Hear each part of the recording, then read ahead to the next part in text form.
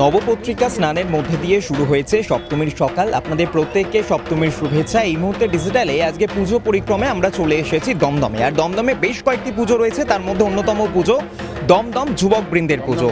Dumdum park যুবক বৃন্দের পুজো এবং 59তম বর্ষে তারা পদার্পণ করেছে। এবছরে তাদের ভাবনা কি, কারণ প্রতি বছর চমক থাকে তাদের পুজো।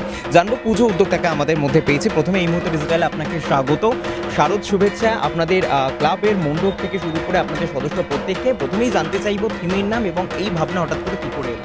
অ্যাকচুয়ালি আমরা আমাদের এটা 59 বছর পদার্পণ করলাম। নমস্কার, দমদম পার্ক যুবকবৃন্দ।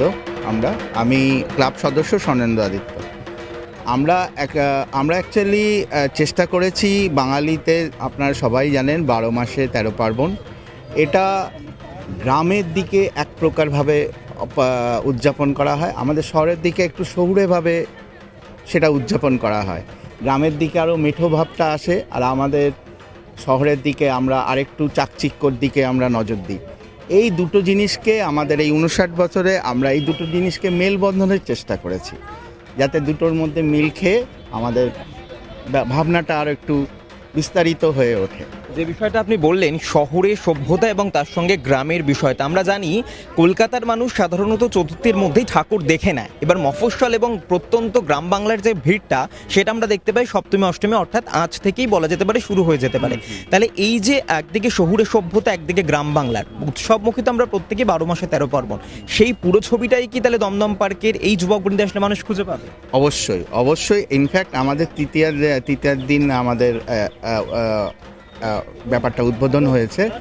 তারপর থেকেই আমাদের শহরের বলুন, গ্রামের বলুন, সব জায়গা থেকেই আমাদের লোকজন এসে এখানে ভিড় করছে এবং সবাই আমাদের এখানে পুজোটা দেখে খুবই ভালো বলছেন। এবং যেটাই আমাদের অ্যাওয়ার্ড তো অনেকেই সবাই পায়, অ্যাওয়ার্ড অনেকেই অনেক কিছু পায়, কিন্তু দর্শকদের থেকে অ্যাওয়ার্ডটার জিনিসটাই আলাদা। 60-এর লক্ষ্যে কি ভাবনা ইতিমধ্যেই শুরু হয়ে গিয়েছে নাকি সেটা সাসপেন্স? অবশ্যই আমাদের ভাবনার মধ্যে আছে। আমরা এটা শেষ হলেই আমরা লেগে পড়ব, যাতে আরও ভালোভাবে আমরা সামনের বছর দর্শকদের আরও ভালো উপহার দিতে পারি।